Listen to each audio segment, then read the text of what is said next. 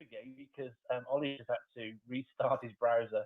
But thank goodness, here we are, episode 6, and we're going to focus on, and this is based upon a topic that we've seen come up in conversations from teachers across the region, sort of a little bit concerned and an issue for schools to think about well-being and what to do this summer, because the situation with lockdown and how it is, it's very difficult for families and individuals to travel at the moment. And so the focus of the show this week is to think about well-being and what to do about this over the course of the summer break, which is coming up very, very soon. So we're really, really excited to have Action Jackson join us. And I mean, he's literally got happy on his T-shirt. So absolutely spot on with the attire today, sir.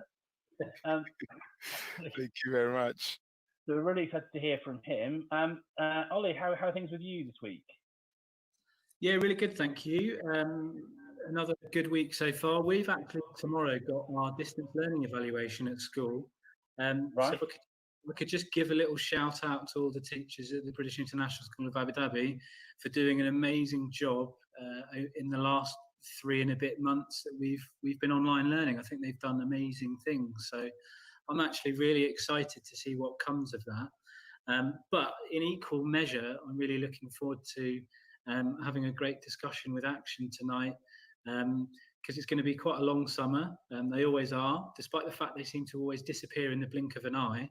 I think this summer could be a little bit difficult with the difficulty of travelling or not travelling, or one minute we can travel, the next minute we can't travel. So I'm really looking forward to gaining more insight from Action on what I can do for my own well-being, the well-being of my friends and family that are in the Middle East, and putting some of those ideas into practice, hopefully consistently. That's always a bit part of the problem, but more on that from Action soon. Shall we share, Mark, where you mentioned a tweet? So should we just share that tweet with everybody to start with? Yeah, absolutely. So this is off the back of something. There was a little poll that was put out by Teach Middle East magazine. This is when we started getting thinking about all of this, and there were some conversations that followed on from this. I saw one teacher from Dubai saying that yes, they could travel, but they didn't really fancy traveling and having 14 days quarantine when they got back home with them and their family, and then 14 days quarantine when they get back. That's not a good break, and quite stressful in and of itself, isn't it? And so this is where this sort of idea has been born from. Something we've shared a lot on the show is that we're able to be quite agile with what we do here on the show. And it's live as well. So please do use the feature in YouTube in the chat. Even if you just want to give a little wave, a bit of a shout out or anything, or if you've got any questions for myself, Ollie, or Action, then please ping those things through. And we can bring those onto the screen as well, so that we can all see them, not just us in the actual live broadcast. If you're watching back, if you're a watch back viewer, you can sort of see those questions as well. But this is where this idea for this show came from, and so we've tried to respond to the questions and the concerns that have been coming up through social media, talking about these things. And so this is why we've tried to put this show together, isn't it, Ollie? Yeah, completely. And I think it's quite a timely discussion for us to have. It's quite often in the Middle East, we wait for information from various parties. And, this is another scenario that we find ourselves in, although we're quite familiar and used to the fact that we have been quarantining for quite so long. I think a lot of teachers are holding on to that idea of it will change for summer, and I'll be able to go and visit and travel and look at 4 different walls. So I'm really in one sort of frame of mind, sad that I'm not going to get the chance to travel back and see my family in the UK, and for my mum to see my daughter. But on the other sort of side of it, I feel like I'm used to quarantine now. However, I think we're all reaching a point where once school stops and we haven't got that normal routine, we haven't got the interaction with the students, we'll probably be finding ourselves scratching around thinking, well, what shall I do now? And actually yearn for that time with the students again, albeit virtually, because it helps drive and motivate us. And once you kind of take that almost safety net away, your motivation and your well-being is likely to take a bit of a dip. So yeah, I'm really looking forward to tonight's show. Yeah, ditto. So I've got a few ideas myself too, and I know you're wanting to share some things yourself later on in the show as well, Ollie, from a panel discussion you had earlier this week with the guest conference. Yeah. Yeah, really looking forward to hearing what we got to hear from Action today. With that in mind, Action, are you ready to start to talk a little bit through what it is you want to share with us today? Before we do that as well and get you on, how are you? I'm doing very well. It's just amazing to be able to be in an opportunity to reach the world through technology. I'm so happy, honestly. It's fantastic. uh, And I don't think we've actually spoken face to face, certainly not in real life, but you've had some massive reason to be joyful in the last few months, haven't you? How's the sleeping patterns going? Listen, do you know what? She's been a good baby. So for those of you watching, we had a baby about 40 plus days ago, and she's been good. She sleeps through the night, and once she gets fed, she's okay. She likes her food and her sleep, just like her dad.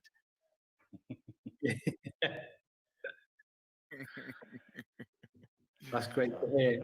No, congratulations. I say, No, absolutely thank made you. it for you. Made it for you. So have you No, it's great. are you going to be talking to the camera today, Ashton, or have you got some slides that you want to share with us? Yeah, I'm gonna be bouncing between both anyway, because I like to see both your faces, makes me feel comfortable.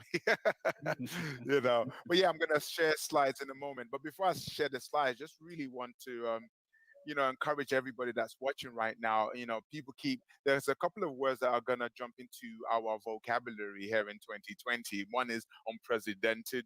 The other is social distancing, lockdown, and all the rest of it.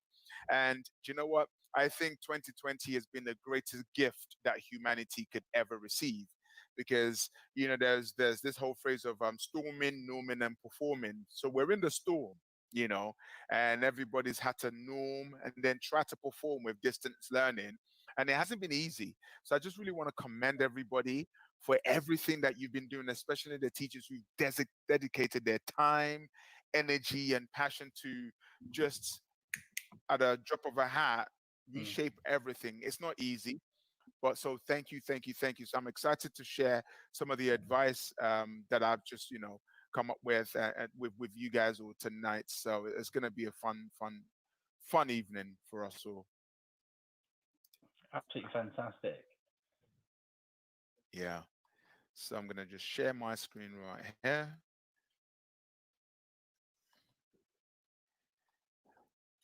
So I mean, I think it's there's in terms of go screen. That's it. Yeah, it's just coming through now for us this end. Mm-hmm. Okay, we good. We can see. Yeah, we can It's see all your visual. PowerPoint. Yeah, we can Yeah. see you standing on the TEDx Norwich stage. Yes, that was an amazing day where I had did a TEDx on dreaming big. I cried that day, actually. It was interesting. And funny enough, I mean, I'll probably lead off from there. I was talking about fulfilling dreams, and there was one dream that I never got to really fulfill, which was the dream to really go into my acting and performing side. I kept that suppressed for a long time, and after that TED talk, it really made me realize, I go around telling everybody to live their dreams. And although I do speaking is not my dream. Speaking is a mission to help others to unlock their dreams so that they don't make the mistakes that I have made. So since then, I've just been on a journey of rediscovering myself and tapping back into those passions that have never left me. If you've ever seen my live sessions, you know that it's a combination of education and entertainment combined. So talking about, the summer, what should the summer look like? It is frustrating, normally for the staff in the UAE, there's that break where you can come home or go home and just really change things about. But it might not happen. We don't know. But here we go. I talk about reset and reinvent. That's the word for tonight. It's time to reset and reinvent. And there's a lot of resetting and reinventing. So you had to reset and reinvent for the term time between March and now. Mm. Now the summertime, no more summertime is not happening. So we need to then once again reset and reinvent again. And change is one thing that makes people feel uncertain. Change makes us feel uncertain. There are 6 human needs, and one of them is certainty. Okay, I might actually go through them. One of them is certainty. Everybody wants to feel certain. But when we feel uncertain, it really knocks us off our center. And that's where you start to find people start to get stressed, start to get ill, because your body has now received a different message. Now, it takes you a bit of time for you to then settle into certainty again. So for the staff, think about it. March till now, you got some kind of normality. And then all of a sudden, that Yeah. normality is being taken away because there's no longer any distance learning. You've created a routine. Now you're asking me to change the routine. It's just going to drive you nuts. The Mm. first thing I always tell people to do is this: gratitude is the key to altitude. When you stop for a moment to be grateful, not that people aren't grateful. We are grateful, but we're not consciously grateful. Mm. Internally we're grateful, but when you stop and you actually do a gratitude exercise to say, you know what, I'm actually grateful for this opportunity to actually change from one normal to another normal. Part of you Mm. saying, forget it, I don't want to change. The other part of you saying, you know what, this is going to be for growth. No one likes growth. No one likes growth, but we need growth. Mm. We need growth. So very quick, I'm going to go through the 6 human needs. The first is certainty. We all need certainty. The second is variety. Okay, it's a human need. It's not a human want, it's a human need. We need variety in our lives. And I think we've had enough of variety over the last coming weeks that we're now craving certainty again. The other two human needs are connection and significance. We Mm. all need connection. We all feel that connection, like you said, there's that connection with the staff and the kids online. Now, once that connection is taken away, you're craving connection in a different kind of way. The fourth human need is significance. And I think significance is, do I feel good about myself? Am I where I need to be in my life? What makes me feel important? And the fifth and sixth one is growth and contribution. These are the spiritual needs of humankind, where are you growing and are you contributing? And if any vehicle meets three or more of the human needs, you get hooked on that vehicle. So teaching, you feel certain about teaching. Teaching, there's variety in teaching. Teaching, there's connection. And sometimes you feel significant. Teaching, you're growing and you're contributing. Teaching meets 6 of your human needs, so you're hooked on teaching. That's why there's no blurred, there's the blurred lines between Mm. personal life and teaching, because some people I even see online during summertime, they're still talking about education. That's how you know you found your passion, Mm. you know. But how do we begin to deal with this time where there's uncertainty? Well, 2 words: reset and reinvent. Personally, for me, I bought a saxophone about a year and a half ago. Okay. This summer, I'm looking to pick up that saxophone again. Why? It's part of what's going to help me with the dream and the goal that I've always had as a performer. You know, Mm. I'm also taking up a couple of things that's going to enhance me as a person. So the first question I want to ask everybody is, what is that ultimate dream and goal you've always had for yourself? Because what people tend to do is this: we sometimes tend to hide behind our career because we're too afraid to answer certain questions about life. So there are certain questions I want you to ask yourself over this summer period in terms of, who am I and who do I need to be? That's a deep question. Who am I? Who do I want to be? Mm. And whatever comes to the surface, be still and receive it. Maybe this lockdown period is a time to actually begin to look at relationship that you've had, to begin to repair the relationships, Yeah. because we're so busy at work, that we don't get time to repair relationships, because we say to ourselves, we haven't got time. Well, now we've got some time. So one area is relationships. Asking yourself those questions: where am I? Where do I need to be in my relationship? And I asked myself that question this morning. I said, Jackson, from a scale of 1 to 10, how would you rate your family life? From a scale of 1 to 10. And I sat and I was really honest with myself. I said, you know what? It would be a 5. would be a 5, because I would like to be more conscious, not haphazard. I'd like to be more planned with the things that are happening. I'd like to have that long view.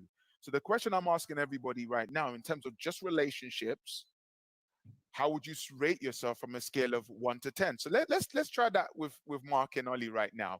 In terms of family relationships, you're both laughing right now. Scale of 1 to 10, how would you? 10 is like, yeah, we're good. We've got the vision down. We know where we're headed. We're feeling good. You know, where would you kind of rate yourself from a scale of 1 to 10? I'll go first. Go on, Mark. Go on. As with anything, it's contextual, but say my strongest and most important relationship is to myself and my children, and I would give that a sort of a good 8 or 9 out of 10. It's absolutely superb, you know. But again, being contextual, there are relationships to myself and my mother, for example. My father's not with us anymore, unfortunately. But you know, I'm very busy with my work, and as you said about resetting and reinventing, actually reflecting upon this, what I will have over the summer is a much bigger opportunity to actually spend more time with her.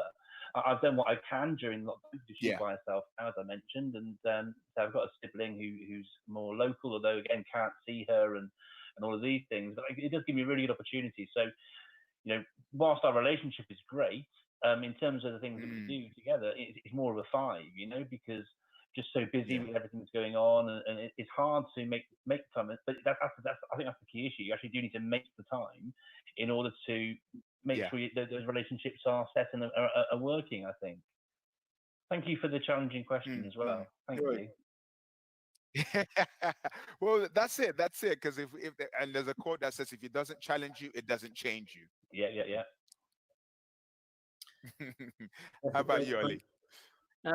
I'd say, so we know what our kind of grand plan is, and we're both working towards that. I teeter between 7 and 8, so I'll go 7.5 on this. I think what I need to do more of actually is detach from work sometimes. It always just sits there in my subconscious, but that's because I'm passionate about what I do and I really enjoy it. But sometimes actually you just let go of that on say a Saturday morning and just completely detach and actually focus on right in front of you in the here and now. So I think I need to do a bit more of that. Our relationship's great, I think, and we're lucky. He says, I think. Out of COVID, is that we've spent way more time together, and actually it's great to be around. As difficult as it can be as a parent, you know, when you've got a little break in your day, your working day, and you come out and you know, my little girl will start crying because then I go back in the room, and that's heartbreaking. It's actually, if I was at school, I wouldn't get that, so I wouldn't be able to see that kind of pattern from her. So yeah, that's where I think that's where I'm at present. Also, it will make me appreciate my family back in the UK even more, because I won't have seen them for almost 2 years by the time we do eventually go back next summer, if we can't go back at Christmas. So that really makes you reset and think, well, actually, I could do more there. So I guess with my family, it's a great relationship, but in terms of what we can do, we could easily move it, like Mark, from a 5 up to a 7 or an 8. By seeing them and actually saying those things, like, I really appreciate you. Thanks for everything you've done for me. You know, thanks for support.